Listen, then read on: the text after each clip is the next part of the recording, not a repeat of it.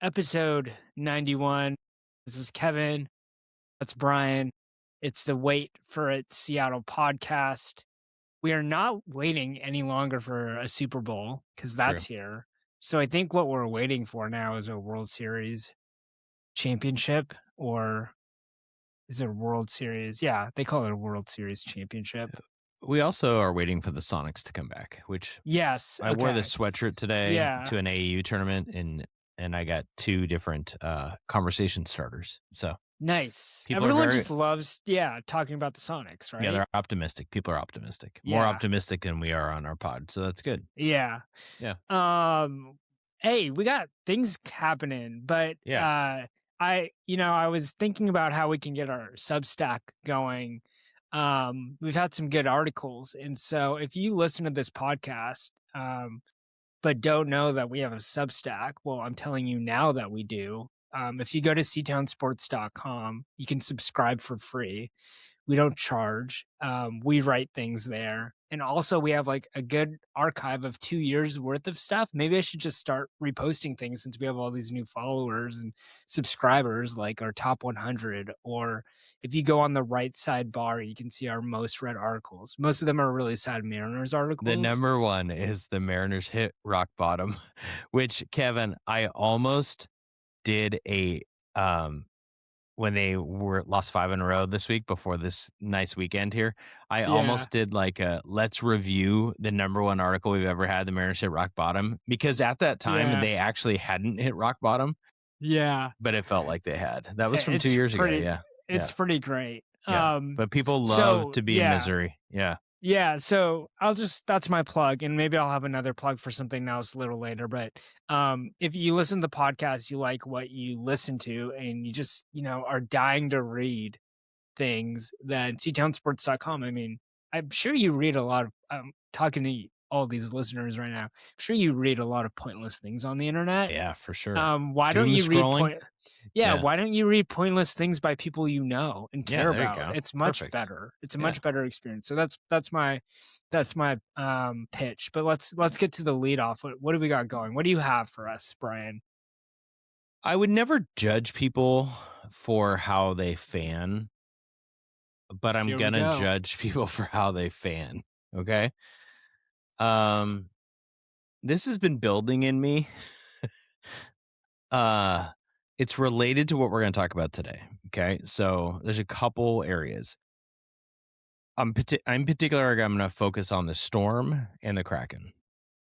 So I've been refreshing social media to check on Storm signings all weekend long, as well as UW transfer portal stuff. Or I just try to text you and then you don't give me anything, so I have to keep going back to social media.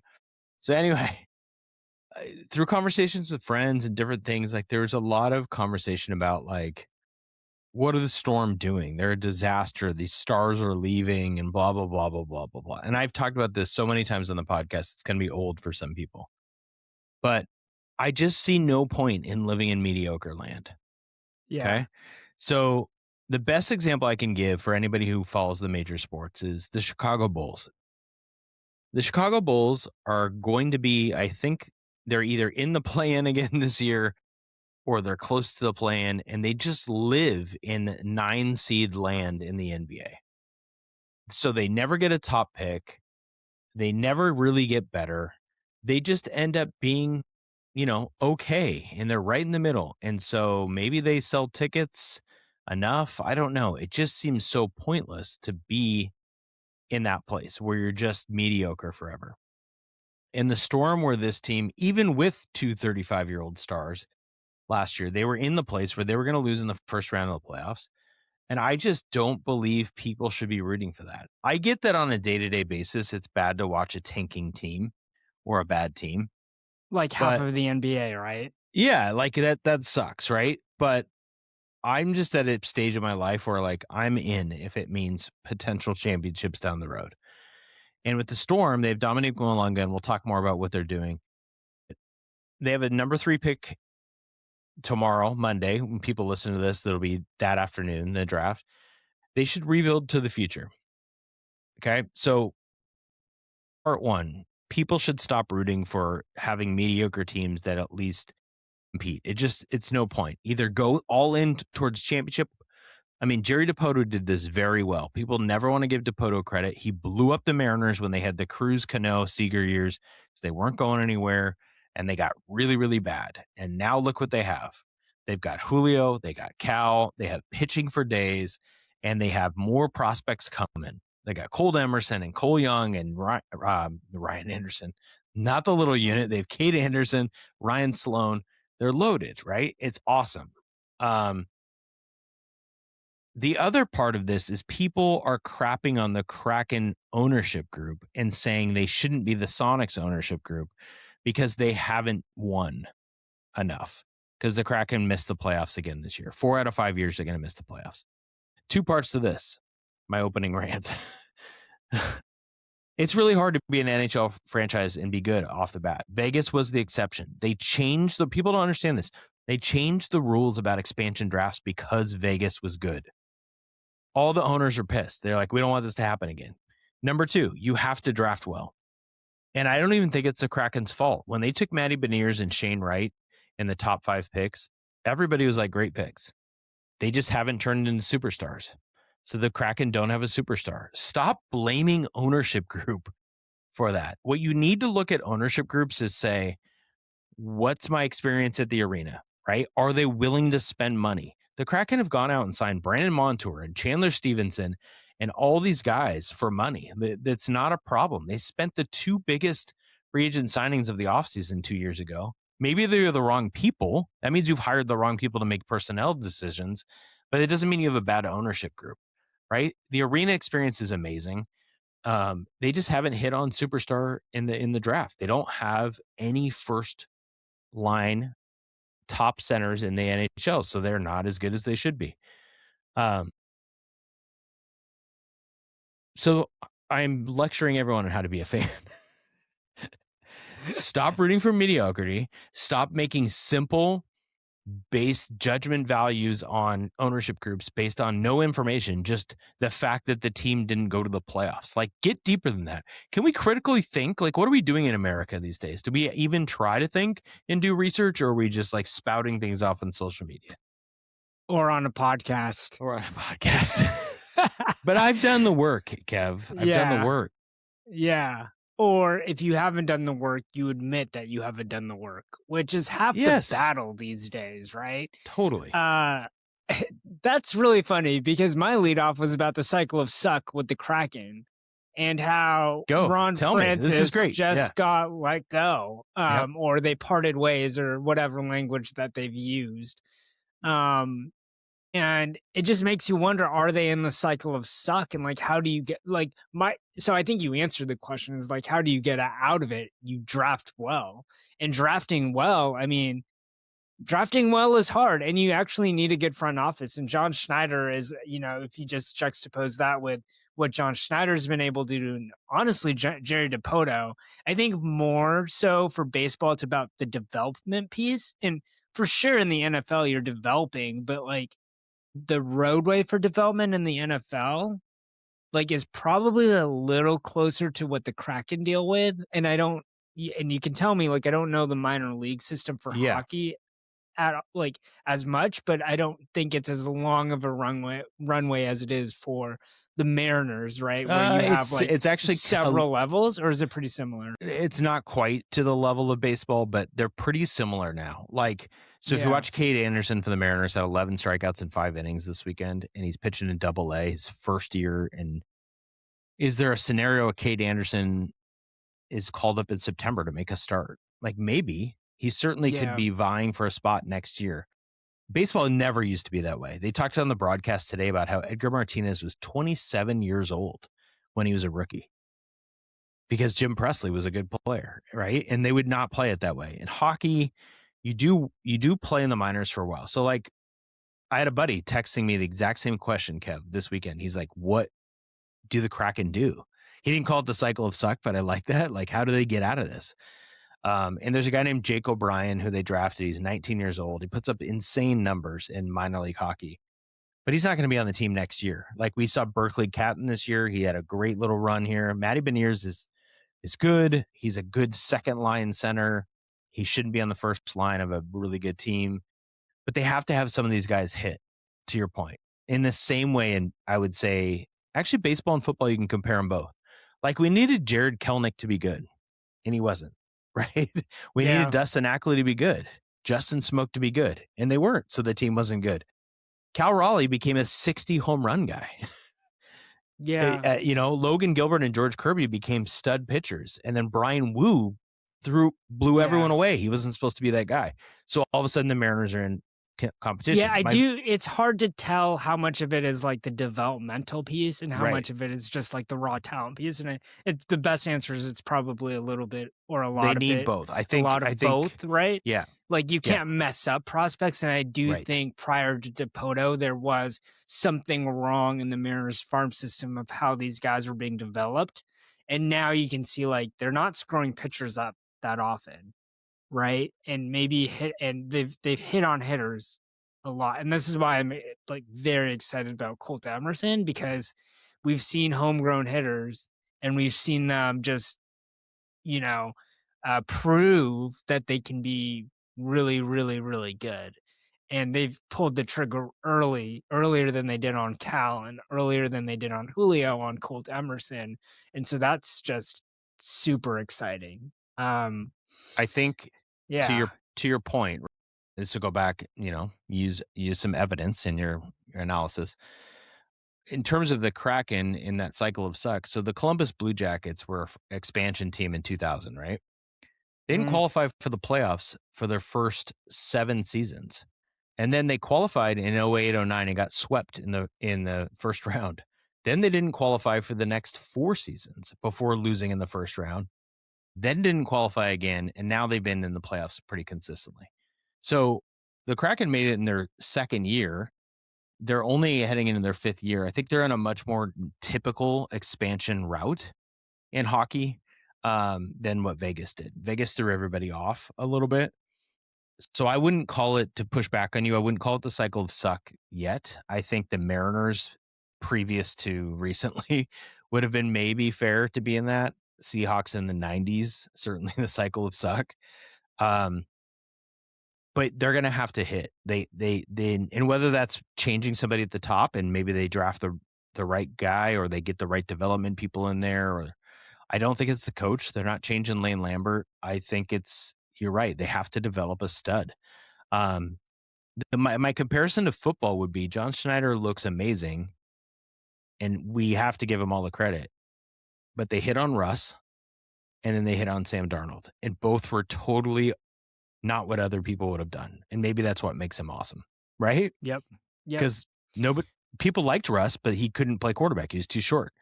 They maximized him. Sam Darnold, some people wanted, but Minnesota was ready to give him away so J.J. McCarthy could be quarterback, and they won the Super Bowl. So, yeah, we need a John Schneider type, finding those people for the Kraken to get out of this cycle but they need to hit. But to marry our two leadoffs together, fans need to stop blaming ownership for this problem. Yes. Is that fair, or do you disagree? I think it's fair. I think it's annoying because I don't see anyone arguing that the Kraken aren't spending enough money, or they're like they've freely have cut ties with the GMs, with coaches, right? To they're making moves, right? Yeah. So it's not like they're just sitting on their butts, just blindly trusting the people that they've at one point believed in, and I think that's the key. Like if ownership is willing to do things to change things to make sure things work, right? Pete Carroll had a longer leash because he won a Super Bowl. He's probably the greatest coach in Seattle sports history, right? Like you're going to run it out until really, really, right? And I think that's the same for the Mariners, right? At this point, like, right. Whether service made a difference or not, like I think everyone's going to agree, like Dan Wilson's a better manager. Like he brought the team the closest they have been to the World Series ever in franchise history. That's another conversation. Right? So we can go there. Yeah, I'm going back to my viral tweets. Okay, so speaking of all of this, speaking about the front office and moves and stuff, we're in the middle of like a crazy time in the WNBA and the Seattle It's Storm. wild. Yeah. Yeah. My takeaway is like, it doesn't seem like anything's happening with the Storm. I mean, none of it has been super surprising, but let's just set the context of like what's happened, and then we can get into, our takes on the inaction or the action that has happened. Yeah. Let's recap the best we can. So free agency hits this week, and the whole league's a free agent, basically, right? So everybody can go everywhere. But a lot of the good teams re-sign their best players. So I wrote something about my dream was to get Jackie Young from the Aces. She re-signed 1 year. She was the first off the board, which is kind of, it was like first $1 million player in WNBA history, right? Yeah. And they brought back everybody, basically. New York brought back everybody, plus added some talent. Indiana's got their main players back. Vegas is, Golden State down where you are. Are you still a season ticket holder for this year? We'll probably get the package. You're gonna get Gabby Williams. So they're calling her Gabay Williams. Oh, okay. That's the media. And then the group chat has also told me that this is going to be like the French national team now. Yes, there's a bunch of. They're going to have a lot of promotions. Yeah. So there you go. So Gabby Williams of the Storm is now in Golden State, and Skylar Diggins went to Chicago, and Nneka Ogwumike went to LA. And LA loaded up on some people. Erica Wheeler also went to LA, right? So where did Brittany Sykes go? Brittany Sykes went to Toronto. So that's basically your 5 best players from last year. 5 top 5 scorers. Top 5 scorers all gone, right? So there's a segment of Storm fans who are going, what are they doing? This is not surprising. It may be surprising if you're not paying attention. That's not to demean anyone. It's just like, we're in the weeds here. The weeds were clear when Noelle Quinn left, especially with the older players at 35 years old, Nneka and Skylar. We're going to go somewhere else. This team's trying to rebuild. They're trying to go young. They are following the advice. Read your article on ctonesports.com. They wouldn't be surprised. Right. They have Dominique Malonga, who has a chance to be Lauren Jackson, right? Which brought franchise championships here. But they have to play her, and they have to build everything around her. They did core designate Ezi Magabor to give her a max deal, and they signed her to that deal today. We don't know the details of if it sounds like it's 1 year, which also there are some Twitter rumors that they may trade her, depending on how the draft goes. So Ezi, who was an all-star at one point, kind of redundant with Malonga in the front court, but skill-wise, but could be interesting length. And, you could play them both. Maybe you don't. We'll see what happens after the draft. So Ezi's back. She's probably the 6th leading scorer on that team. And then Malonga's probably 7th from last year. And then they've added some players. Okay. So before you keep on going. Yep. Contingency-wise, if Betts falls to the Storm, then they just trade Ezi, right? But then whoever takes on Ezi has Lauren to Betts pay the max. will be available to the Storm. I don't believe they're going to take her. I don't think they want her. Okay. Interesting. We'll find out. We could be totally wrong. There's not really any projections that have the Storm taking her. Now, that's interesting. With that said, with the understanding that they've signed Ezi at this point. Yeah, but even right? people who know some rumors, and here's the thing about the W that's interesting. Most of the people on social media who cover it have day jobs. Like, they don't do it full time. So while the players got now pay increases and it's become more of a just bona fide league, right? In terms of finances, the people covering the league, people don't have beat reporters in a lot of. They're a bunch of Kevin Cogabelloses. It's totally a bunch of Kevin Cogabelloses, right? Which is awesome. Yeah. And they have some connections, but they're not plugged into. Yeah. Like, the draft could be really surprising. I don't think the Storm will take Betts. I don't think that's the plan. I think the idea they traded Ezi has to do with if this Spanish 19-year-old Fam falls to them. A lot of people think she's the most talented player in the draft. Kind of Malunga-ish in terms of young, raw, has popped off against the U.S. national team in a game. So people are like intrigued by her skill set. There are bloggers and writers who say she's absolutely the best talent in this class. if they draft her, they trade Ezzy because you can't play all three of them, I don't think. Yeah. So my theory is that they're waiting to see if she falls to them. They would draft her and trade Ezzy. Is there any world in which they package 3 and 14 to go up to 2 or 1? I don't think this is the draft to do that. Mm-hmm. Because, okay, let's talk about the draft, then we'll go back to their signing. So the top 3.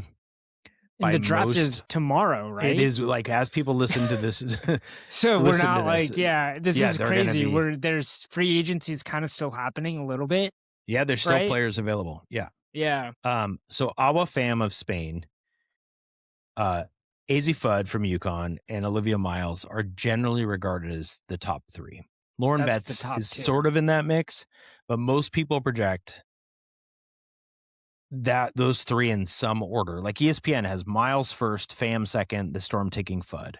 There's another publication that has Pham going first, Fudd going second, Miles going to the Storm. Pham doesn't usually fall to 3 to the Storm, but if she did, that's where I think they would trade Ezzy. So I think the dream scenario might be Olivia Miles, because we've talked about this before. She's a fun off the dribble, point guard. Yeah. But this is where it relates. It's really interesting. The Storm signed Natasha Heidemann, right? Who's a point guard. She's our big free agent signing. So you put in the notes, 2 years, $750,000, $775,000, big guaranteed money. Definitely going to start. She's a point guard. They also signed Jade Melbourne, who was with the Storm before, one of my favorite players to watch last year on the Washington Mystics, backup guard, 5.9 points per game, but like very crafty, fun point guard, kind of saucy, like just love her. And also $500,000 for a year. Like it's not minimum, right? Yeah. It's legit money. And that means there was a market. There's a market for her though. Yeah. But you're right. So do you have 2 point guards and draft another point guard? I mean, you would if you thought that she was the best player, because who cares, right? Yeah. But I think there's just so many unprovens, though. You kind of have to play. Don't you think they have to play? You just have to get as many people and have them compete, and that's I think you're probably right. Part of me, conspiracy version is like they know Miles won't be available, and that's why they signed Melbourne today. Mm-hmm. And they're going to have Fudd at 3 as a shooter, and then you've already got your 2 point guards. Yeah, but that's total conspiracy. I have no inside knowledge. I think it's just like educated guessing. Yeah, you're right. Point. Educated guess. Yeah. Yeah. The other signings they made, they brought back Katie Lou Samuelson, who was out the whole year last year. She's a shooter. She is good size. And then they also signed Steph Dolson, who's a center who shoots the 3 really, really well. She's been an all-star before. She's 34 years old. Some experience in the front. Yeah, court. She's a good player. Like, she's fun. So when you say, like, a lot of people are like, do we even have a roster? Well, now they have a roster. I mean, they can roll. They have almost a complete roster now. Yeah. They have, I wrote this down, so I would have it for you. Wait, I wrote it down somewhere. So I would expect, based on the roster right now, Heidemann starts, some version of Lexi Brown, Zia Cook starts at the 2, Jordan Horston, who's back from injury, Malanga, and Ezzy, based on today. The bench would be Melbourne, Dolson, Samuelson, and then a rookie or 2 in the rotation. That's 11 players right there. And that doesn't include the draft. Yeah. No, that was including a rookie or 2. Yeah. Okay. And then you have to carry 12. So they're kind of like, I think they've signed everybody they were signed right now. They have the 3rd pick, the 14th pick, and the 16th pick. Will they? And not all of those. I don't think they'll retain the 16th pick, and maybe not I don't know. The Yeah, it's pick. interesting to see if there will be a trade. Do they want all 3 of those to be rostered? There are developmental spots you can have in your roster, but like they're already a little young, right? They're pretty young. They're like randomly old in some spots. Yeah. But just to fill the roster, I mean, it's not a playoff roster. Just to be clear, it is not a playoff roster. I mean, you want to see a playoff roster? Go check out what the Aces and what the Sky did and what the Liberty Fever, did. Like, those guys are Golden State is going to be good. Even Toronto has a better roster right now. But the reason you don't have a loaded roster is and this goes back to my opening rant, Juju Watkins is in the next draft. Juju Watkins is Maya Moore reincarnated, one of the best players in WNBA history. There's no just guarantee guess who's gonna get her, suck. but yeah, just guess who's gonna suck, and then trade, your remaining picks this year to that team, and then suck yourself, and then you'll have so many draft picks next year. Yeah, and maybe you'll get the number one pick. There's Madison Booker from Texas is awesome. She had a really bad last Final Four, but she's so good. There's this 7'4" center from China that's projected to come out. 7'4", by the way, in women's basketball. Just FYI, I want you to hear that one more time. 7'4" center. The 2028 draft will have Jazzy Davidson from USC, Sarah Strong. I mean, the next two drafts are pretty loaded with talent. It's kind of like the Paige Beckers, lottery. So it's not the worst thing in the world to be young and not very good. So I think that's where they're heading. I'm fascinated to see what happens in the draft tomorrow, though. And then if they trade, are they just going to do it where they just announce, just like the expansion? No, it won't be like it. I think there'll be a production. I think. Yeah. I don't know, you should watch, Kev. You're on leave. You should watch the WNBA draft tomorrow. Yeah. I'm not convinced. Your is that you're going to do it. It's like on ESPN, Kev. You could just turn it on. Yeah, I mean, it'd probably be more exciting than what's happening with the transfer portal. How about that? That's a segue. That's a segue. Yeah. Right there. Let's why are you so bummed out? Yeah. So do we start with the men or the women? Start with the men because you're all bummed out about it. Yeah. So guess what? While we were talking in the first 5 minutes, the UW got their first transfer portal commitment. Breaking news, but it's not because we're not live. News. Well, so it's Davidson guard Parker Friedrichsen. Okay. So, shooter. Yeah, he's a shooter. I broke the news that he was visiting this morning. Congratulations. Good job. Super annoyed that someone after me acted like they had the news, but anyways, that happens all the time. I love that it bothers you. It's so great. Bothers it's not me. your profession. I feel yeah. But I beat him. Come on. Anyways. You're competitive. That's good. Yeah, I'm competitive. It drives me. So not that exciting. I mean, this is kind of like the portal, and I think this happened during football season, but is this like forget. the guy we got who never played for us this year, who broke his foot or whatever, the shooter we were all excited about from Lipscomb? Shoot. Yeah. No, is he still on the team? No. He's a senior and he's done. Oh, what?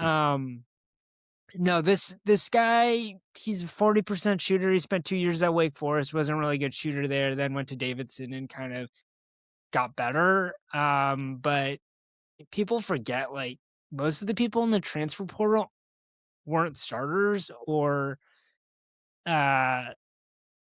this will give you, and we talk a lot about Santa Clara basketball, but I sent you a message that the top available player in the portal is no, this is silly. Yeah. Is Santa Clara's, I'm blanking on his name, Alan Graves. Alan Graves. You said he might go to Duke. Yeah. What are we doing right now? Duke and LSU, right? But he's the guard, freshman. Christian Hammond's going to NC State. Yeah. Santa Clara is just the AAA for the other franchises. Which is kind of dumb. And I was telling Christine this, is it's not like they haven't sent dudes to the NBA. They've sent two really good players. 2 lottery to the NBA. picks. Yeah. Yeah. So it's not like he doesn't know what he's doing. They just can't afford to keep him. Yeah. There's no way they have enough NIL. You're not given enough. Yeah. Brian, no, that's you. I'm not the alum. You're a season ticket holder. I'm sure you've gotten more contact. When I stopped giving my $10 a month 20 years ago, they stopped contacting me. I did think, Kev, because my oldest son, who's a freshman, doesn't have any idea what he wants to do to go to college. This is not athletics related. But he was like, I think Santa Clara's my number one. I think it's just because he knows I went there. Yeah. And there's palm trees. And I was like, oh, I should probably start giving back to the school. Just to see if that helps him get in. That would help. Right? I mean, do you think my $10 a month would help? I don't know. I think I'd be too far down the list for them to. At that point, you should just pay for part of our season tickets. It's going to the same place, right? Fair point. This way, it's just going to the basketball. Kev, actually, on a tangent, I should come down for a game this year. Yeah. And sit with you in the season tickets. Yeah, it'd be great. You didn't seem that excited when I just said that. Well, no, it's like we could watch the 5 guys that they've brought in from wherever. They're going to have to bring in somebody from somewhere. Desmond Claude's going to be their starting 2 guard. All right. Yeah. Well, they brought in somebody. They brought in somebody, and now the way this works is basically this is how the dance goes. Coaches Zoom a player, and then they try to get that player on a visit. And when they're on that visit, and like all visits, and I think it's even more so with the transfer portal, like your hope is you get a commitment there. It's not a good sign if a guy visits your school and then leaves without committing. That means you probably lost. I think if a guy goes on a visit, there's like a 50% chance that you land them, and the coaches want that. And I think the best example is in someone who I know personally, TJ Otzelberger, not like we're friends or anything, but like, I learned about how basketball recruiting works before NIL. And he told me when we get a guy on campus, our goal is for him not to leave without getting a commitment. Sure. And he actually signed 5 guys that visited and got commitments from all 5, and they're done. Iowa State's done. And that's kind of the difference between Iowa State and Washington at this point, because Washington is hosting guys and has hosted they hosted LaJuan Watts, whose brother is on the football team. Deshaun Watts, who also portaled in from Sacramento State. LaJuan Watts played at Wazoo for 2 years and was at Texas Tech. No commitment from him yet. He was here on Saturday, and then they had another guy. I have his name here. Steele Venters from Gonzaga. From Gonzaga, yeah. 6'7" wing. Isn't he like 100 years old or something? Yeah, he needs like a medical waiver. He was a shooter, like really good. I think he won Big Sky Player of the Year when he was at Eastern. No commitment from him either. It's not clear if even Jalen Petty made a visit, because he just committed to UCLA, and that was a huge miss. Yeah, he committed to UCLA. That's a bummer. So that's a big loss. And I think it's I really do think that this is something here where they had a chance to recruit him out of high school. And I don't know. I can't remember if they offered him or if they offered late. Like they weren't interested initially. It's a good question. I can't remember.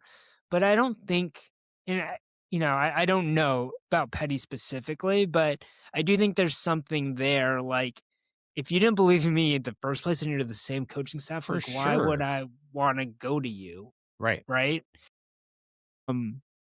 So it'll be interesting. They need to fill out the roster though, and they're going to bring more guys in. Sorry, I'll be looking something up as we're talking here, because I want to talk about the guy who did commit. So this guy Parker Friedrichsen. Friedrichsen. Okay, so just for everybody out there, especially parents who are like, yeah, my kid's really good, whatever, Yeah. Okay, this kid in Bixby High School in Oklahoma, right? 4 years varsity golf and basketball. He scored 2,149 points in high school. He averaged his senior year 30 points, 10 rebounds, 5.8 assists, and 3.2 steals per game. Can we just stop with the fact that your kid's going to be good? Maybe I'm speaking to myself too, like everybody. Just these kids are insane. Like, and this guy, maybe he'll be a good shooter for UW and maybe he's fine or whatever. These guys are so freaking good in high school. Yeah. And what I'm actually trying to do right now is find out like if Bixby is good, because I know nothing about Oklahoma basketball. Like, are they playing the equivalent of two-way basketball in Washington, or whatever? Yeah.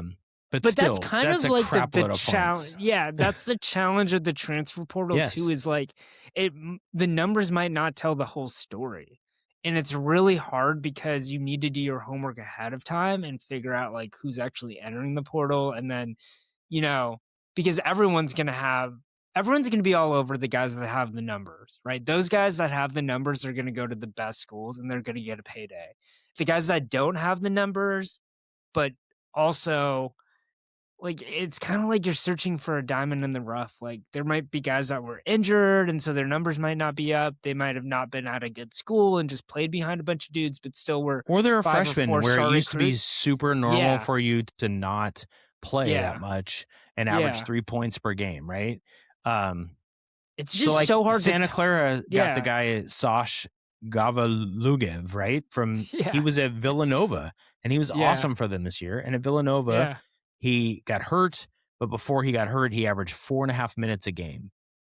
Okay, so Yeah. they had to know, his recruiting, as he played the NBA Global Academy, and like what his skill set was, and then he was great for them. And now he's gonna, I don't know where he's gonna go, but he's gonna go be good for somebody else after he had this huge game against St. Mary's that helped him get in the tournament. You're right. Yeah. You have to know. So like this guy from Parker from Bixby High School, maybe he's the shooter they need as they pair him with somebody else. But I'll end with Yeah. two guys that I Yeah. really want. Okay. Mikey Perfect. Lewis from St. Mary's. Oh, please. Visited I today. love Mikey Lewis, Averaged Kevin. 13.9 points per game. I think it's great that they got him on He's such a campus. dog. And I don't mean like Husky. Like Yeah. watching him play against Santa Clara and Gonzaga this year. Yeah. Dude has stones. Like he does not back down. And he's a awesome. sophomore. So like He's awesome. I think if you're spending a lot of your portal dollars, it goes to him. And then the other person that I think would, I'd love to have back is Zoom Diallo. Right. And that would be surprising. I think for him to say like he's entering the portal with the option of returning to UW, like you don't necessarily like Mandaquit didn't say that, right? So, and I do think there's a history with Sprinkle and a trust there, right? I hope Damon Williams is himself back to the Huskies after visiting Kentucky, right? Did you like that? Did you like how I used him as a verb? I can't wait to start talking about Husky football with you because the Damon Williams cover up that nothing bad ever happened by Jed Fish and his staff is just legendary.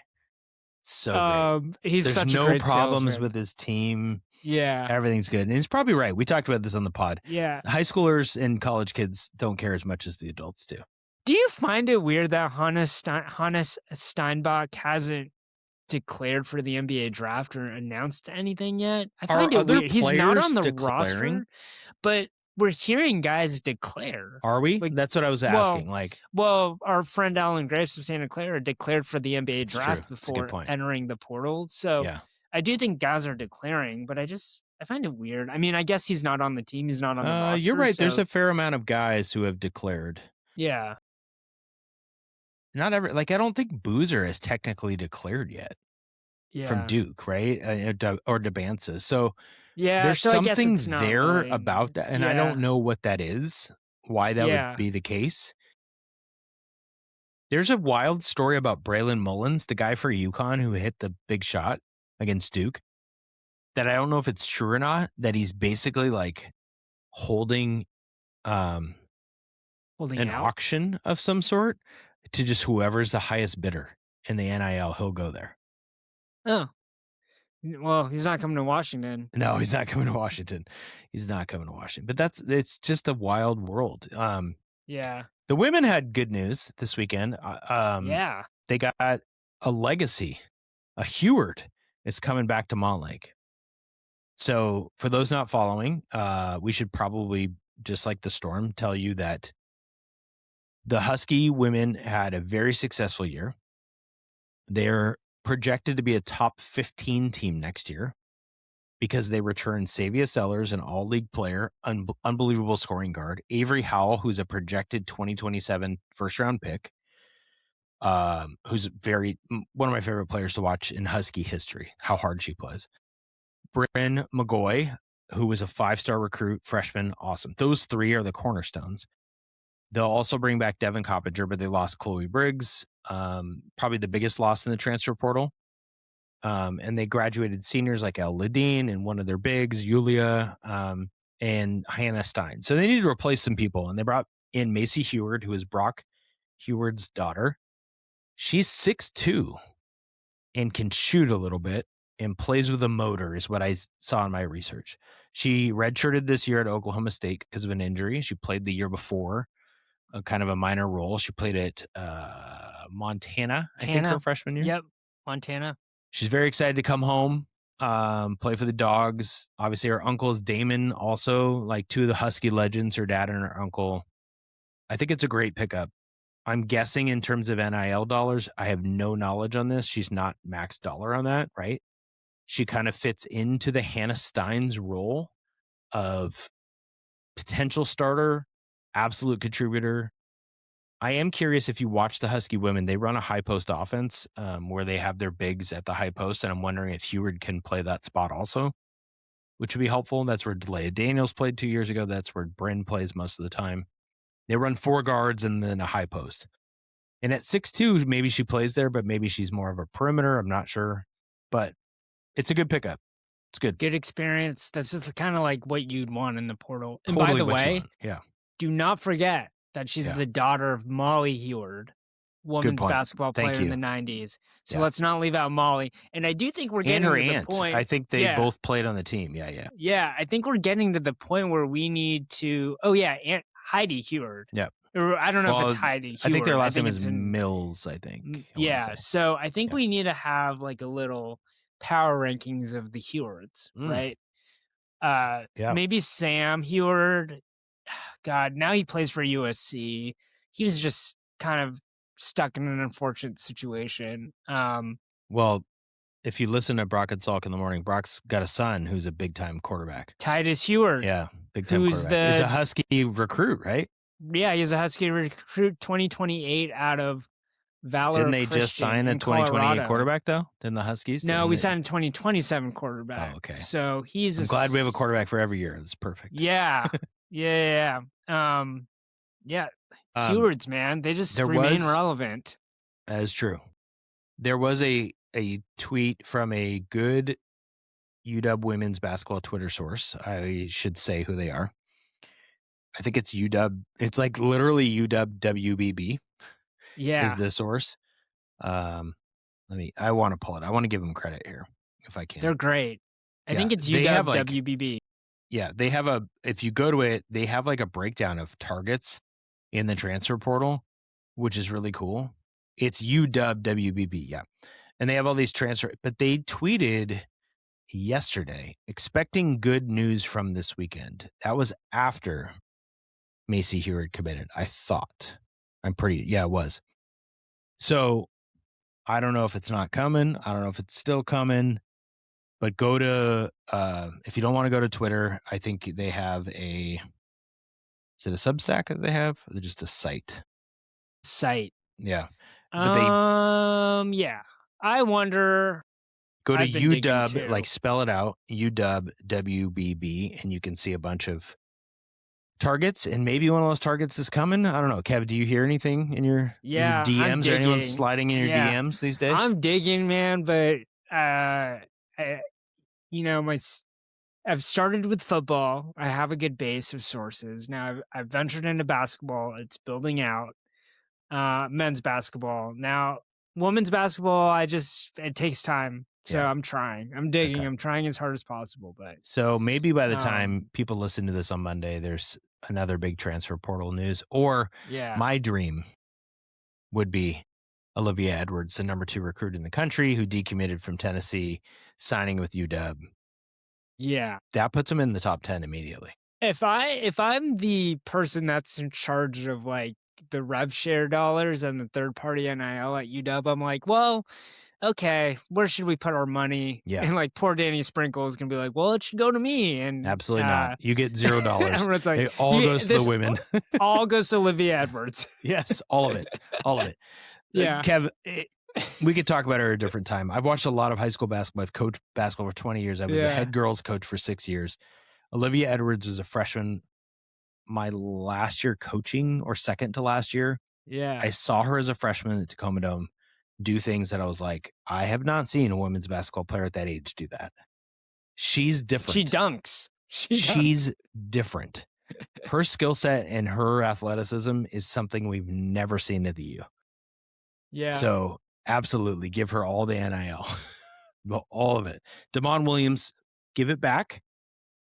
You can leave Olivia Edwards. Or just like Damon Williams, you get it this year, and then next year do like a little Shohei Ohtani action where defer some money. Yeah, defer some money. So give her Kelsey Plum's $1 this year, and then next year she gets everything. Yeah. Perfect. Yeah, by the way, I guess that's Husky related news. Kelsey Plum signed with the Sparks for the what was it a No, she supermax? signed It for wasn't. $999,000 instead of $1 million for some reason. Yeah, so I think the reason is they wanted to avoid the millionaire's tax that That's not how everyone's so taxes afraid work. of. Right? It's not how tax Isn't brackets it? work. Oh, God, I'm You doing get my taxes you in get 3 days. I'm screwed. no, you're fine because you do it all on a computer. Yeah, You get taxed, and it's like a staircase. So like yeah, your first whatever $1,000 get taxed on the lowest tax bracket, and then it goes up. So your got it. actual tax rate wouldn't be based on making $1 million. There has to be a tax-related reason why they didn't give her one more dollar, right? Maybe.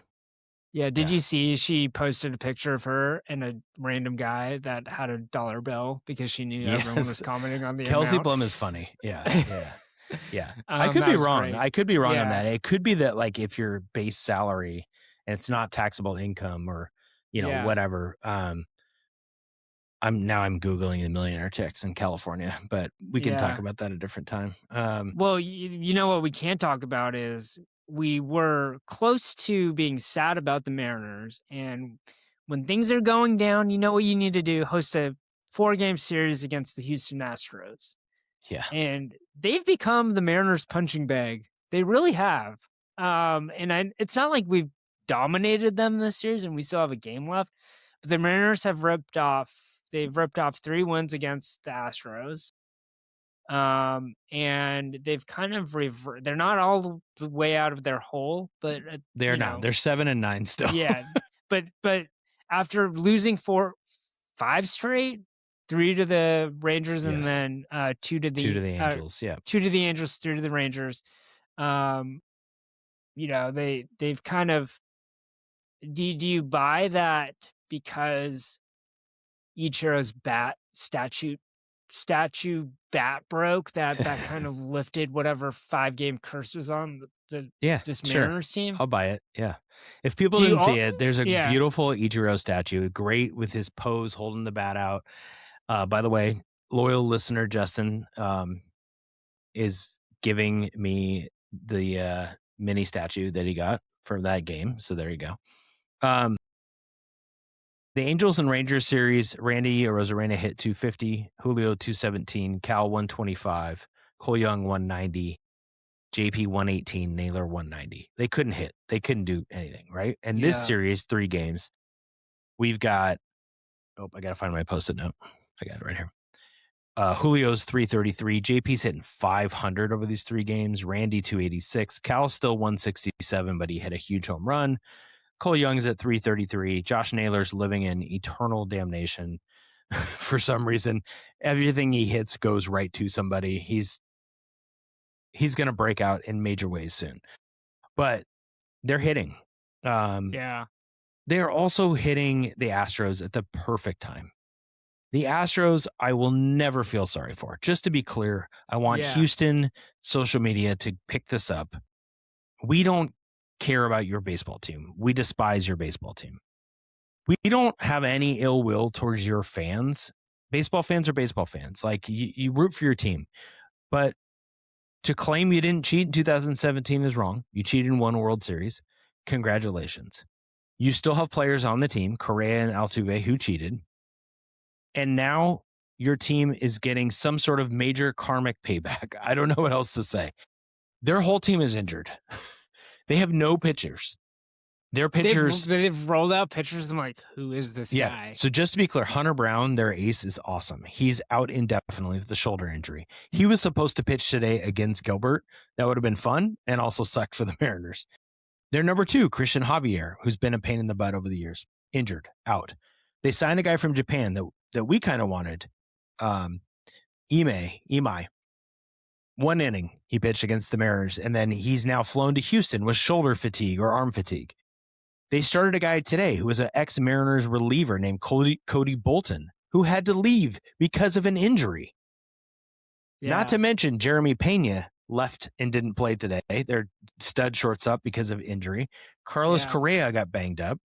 They already have Myers, their outfielder, in the injured list. They are a mess right now. Their closer, Josh Hader, on the injured list. Their replacement closer, Brian Abreu, who is filthy, is not filthy this year. Lost the game 2 nights ago. JP Crawford gets the game-winning hit. The Mariners got the Astros at the perfect time. It's awesome. George Kirby needs to get the sweep. While you're listening to this podcast, you can have the Mariners game day up here in your little thing. What time is the draft? I mean, I have Draft's a full at 4. day You got a great day tomorrow. You tell Christine the kids are out. They're on their own. JJ Redick and Luka Doncic Jr. can just go figure it out. Kev, you got a Mariners at 1. You got the draft at 4. You're ready to roll. Yes, I am. Yeah, I think the Mariners are back. I think they're 7-9. I don't know that I was worried, even though I was ready to write, did we hit rock bottom again? Because they just weren't hitting. Is it the Ichiro bat? Sure. Let's go for it. I like it. Yeah. You know what's not coming back anytime soon? What's up? Those souvenir ferry boats, man. I know. Out till June, they say. Your sister got one. Didn't your sister get one? She did. And that's a great segue also, Kev. This Friday night, the return of Elsner family tastes as many things as possible at the Mariners game. There we go. And provides reviews for the C-Town Sports podcast / Substack, depending on how we want to break it down. But you won't be experiencing the ferry boat. No ferry boat. But I've already had the taco latte, taco whatever. Yeah. We're gonna between the 4 of us that'll be there, we're gonna mix it up and see how much we can do. Yeah. By the way, cousin Jim can't go, and he's very upset. I was gonna ask if he's sad. Yeah. He's really sad. I've seen some great TikToks of how people are using their ferry boat things. Yeah. Like people are doing different things with it at home. Like someone uses it as one of those like entryway things where you just dump like your keys. I saw that one. I thought that was great. You saw that TikTok? I thought that was I saw that great. one too. There's got to be more. I haven't been on TikTok in a while or whatever. So, yeah. I got to get one by the end of the year, I think. Yeah. It's so funny because when I was at the first game, the line was crazy, as I told you on the pod. Yeah. And I was like, I'm not paying $8 for that. I'll just get it later or whatever. And now they're gone for now. So we'll see. They got it. They can't. I mean, they got to keep the gimmick going. They can't just go and make a bunch of them and sell them at the store. There's no way. They got to keep the. No, they have to. Up. They will, because they'll make money off that, right? It's great. I do want to say, I'm going to make a quick plug here. So I'll be going to the game on Friday. If you would like to contribute, because concessions are expensive. If you like to hear what's the best thing to get at a Mariners game, you can Venmo me at Brian-Elsner, and I will use your hard-earned money to buy the family concessions and taste it and provide a review on the pod. And if you don't remember his Venmo, you can go to ctownsports.com. There's a link at the very top. I'm trying to get people to go to our website that says buy us a coffee. Yeah. And instead of buying us a coffee, you'll buy him concessions. Yeah, perfect. Right? Just put the buy a coffee and we'll turn it into concessions. Oh man, if you've listened this far, I'm so happy. That's what I was thinking.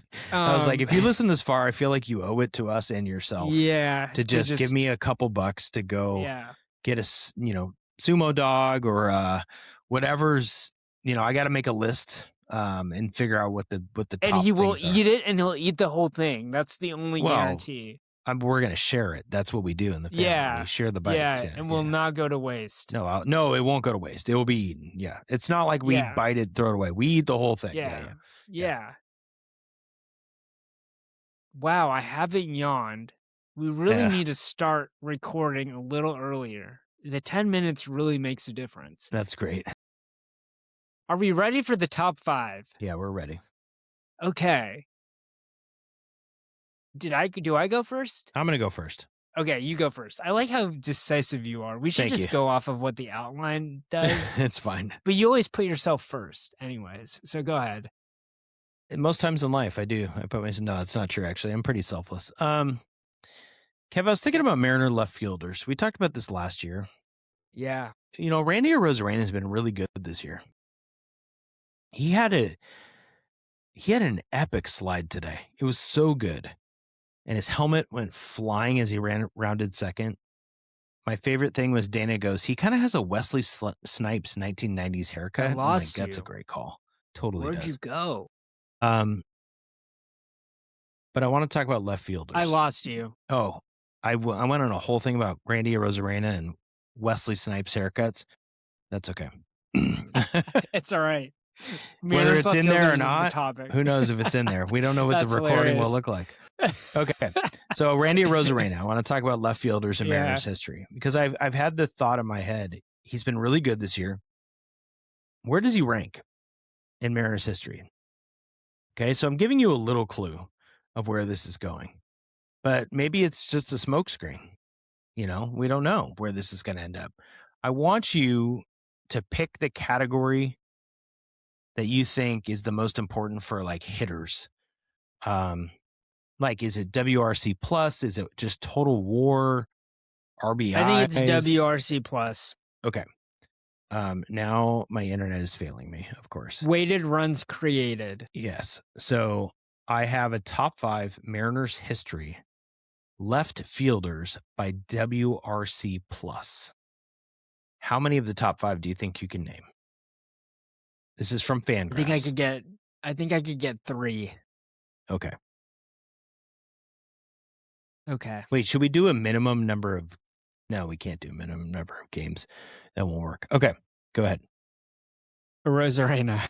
Yes, he's number 2 all time in WRC plus. This is going to be so. Very this is the point. Is he might be? I mean, he's in the running for the best left fielder in Mariners history. I think there's the number 1 player probably is the best left fielder in Mariners history. I don't know that you'll get it because he's pretty old. It's not Presley. No, he was third base. He played third base. Okay. 80s, mid 80s player. He was one of the Mariners' first best players. Like, he really was probably their, you know, around the time Davis of Alvin played first. Right. So around Alvin Davis time, he was kind of their all-star, like a stud. I'm not going to get it. Can you give me initials, actually? PB. Phil Bradley. Very good. Yeah. He has a WRC plus of 125. He has a career WAR of 12. He's a 301 hitter as a left fielder, 107 steals, 18% K rate. Like, he was really good. So he's probably the best left fielder in Mariners history. Although I think you could make an argument for someone else who you probably know better, who's not in the top 5, just a 5. Yeah. God. Nelson Cruz, did he play in the outfield or was he just a DH here? If we went by career WAR as a left fielder, this guy was the best in Mariners history. Phil Bradley was number 2. But he's not top 5 in WRC plus, but I want you to guess him anyway. No, you will know this guy. Can I just say Al Martin to get him out of my system? I don't mean it, but like, I just need to say it out loud. That's a great one. I can't even get him out. He's not even... He was like the left fielder in 2001. You know what? He doesn't qualify with enough at bats. That's so interesting. Whereas like Jared Kelenic does. Endy Chavez, Al Martin really didn't play a lot for us. Yeah. Yeah.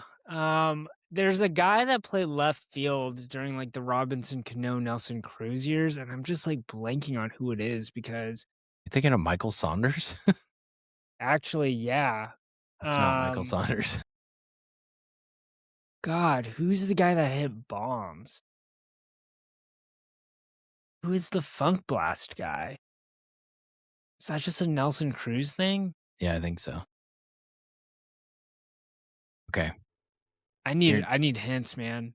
This is hard. If we do it by WRC plus, yeah, I'm going to give you another hint. The number 5 player all time is a total cheat because he hasn't played enough left field, in my opinion.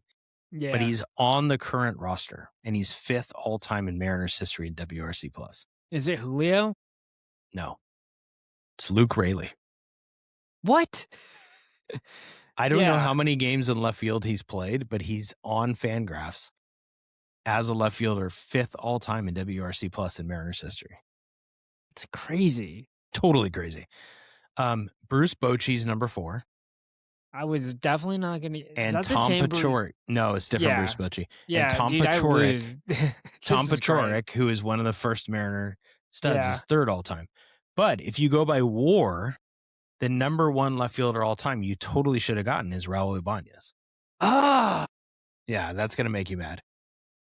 yeah. He's Yeah. one of the top Mariners of all time. I think he's the best left fielder of Mariners all time. Well, that's why I wanted to bring this up, right? So this is what's interesting about it. So let's go by WAR because it's interesting. Raul number 1, Phil Bradley number 2, Bruce Bochy number 3, Randy Wynn number 4. I think Randy's in the running. Yeah. Tom Paciorek 5, Dustin Ackley number 6 in WAR all time as a left fielder. Cue the clip. That was history. That was such a great. People loved your Dustin Ackley take. Yeah, they were in on it. Mark McLemore 7, Michael Saunders 8, and then Randy is 9.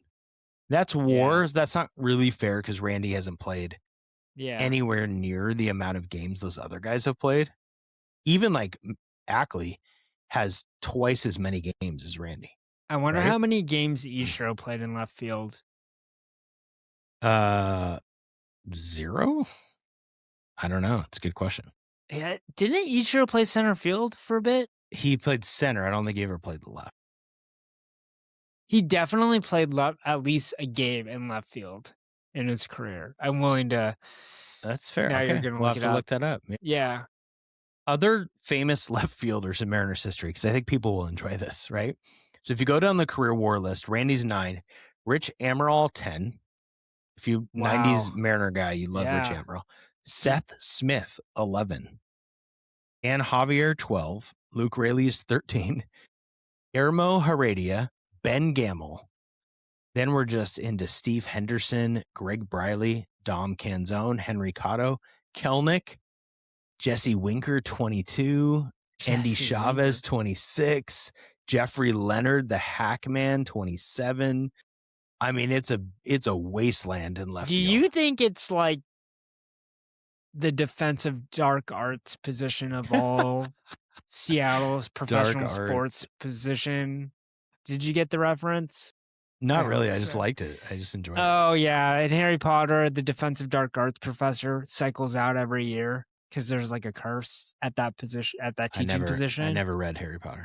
There you go. Well, people are listening to this and they know exactly what I'm talking about. And I do think that Mariners left field might be the Seattle professional sports defensive the dark arts teaching position. Can I just for fun switch over to right field before we go into yours? Yeah, Ichiro was there for like 500 years. Ichiro's WAR is so much higher than everyone else, right? So he's number 1. Who's number 2 right fielder all time? Jay Buhner. Okay. And actually right field kind of has the same problem as left field. Maybe we just are an absolutely pathetic franchise. Mitch Haniger's number 3. Yeah, that makes sense. He was pretty good. I mean, sure. But like you have 50 years of history and Mitch Haniger's your 3rd best right fielder of all time. Well, to be fair, though, Ichiro took up like 20 seasons, though. Well, and him Jay and Buhner Buhner took combined. 10. Yeah. That's true. But Leon Roberts is 4. Seth Smith, 5. Luke Raley, 7. You just can't escape Luke Raley. Frickin' Teoscar Hernandez is 10th all time. He played 1 year here.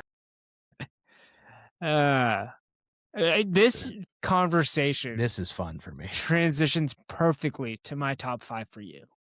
I want you to name the top 5 longest tenured Seattle athletes. That means the most seasons played all time for one franchise. How many sports are we going in? Everything. All the sports. Okay, so Sue Bird's on that. Sue Bird is I want to make sure I get this right. Number 1, 21 years. Lou Barnes is on that list. God. Oh, I told you. I asked you if you were including all sports. I want to make sure because I don't think that's. I just need to make sure. No, she's not. No, I'm not. There's people that have been here longer than her. I might have jumped the gun. I got excited because of how long she played. Yeah. Okay. This is pretty good. That's fair. 2013 to 2026, so 13 years. She's not on the list? Okay. No. All right. There's like a log jam, but like so Sue Bird's number 1. This is interesting all of a sudden. And you've named people like these people have come up in the podcast, which is funny. Like this podcast actually. No. Raul Ibanez is not on that list. Ichiro's on the list. Ichiro's there. No, he's not, is he? It's hard. He's like tied with like 3 other people, but he was here for 14 seasons. Okay. So yeah, let's say Ichiro's on the list. So this will give you, because there's a lot of people with 14 seasons, this will actually give you like some kind of breathing room here. So we'll say, how many people are above 14 seasons between Sue Bird and 3 other people that you haven't named behind Sue? Interesting. Walter Jones? Nope. Well, Walter Jones is in the 14 season thing. Or no, actually, no, he's 13 No, he's 14. We're going to say 14 just so I can get it right. Football's hard. Like, I want to say Largent, but I don't think he played. Largent was 14 seasons. Okay, so he's 14 also. They've got to be the most. Yeah. It's got to be Largent, Walter Jones. I don't think there's anybody, like Russ didn't play that long. No. So there's nobody else really in that mix. I'll say Tyler Lockett was actually here longer than Russ. That's a good point. I would, seasons, and so he's then you got to go to the guys. Gary Payton, but he's only there for. Oh, I'll make it easy for you. No Sonics make this list. Okay, because Payton got traded, so he got drafted in 90. Are you sure he's not on that list? When did Gary Payton get traded? 2003. But yeah, then he wouldn't be. You're right. Yeah. God, Ray Allen came was here so early. Payton was here for 13 seasons. Okay, so no. Yeah. Wow. So now we're looking at Mariners. And people are yelling right now. It's just Mariners. People are yelling. They're like, Edgar. Yeah.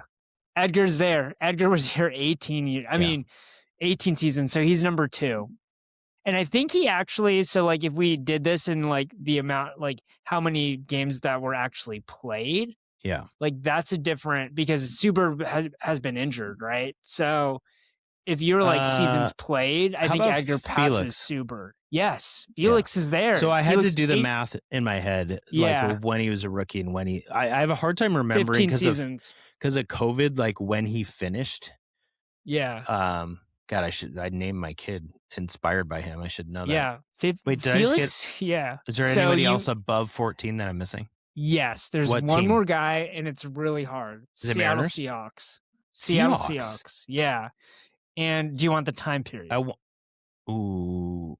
What do you want? I kind of want the position. You want the position? Defensive line. Ooh, interesting. Jeff Bryant? No. Don't say who it is. It's not Cortez. What are the years? Or what year? 1982 to 1996. I should definitely know this. Oh, it's so he's a white guy, Joe Nash. Yes, Joe Nash. Yeah. 15 seasons, man. Boom.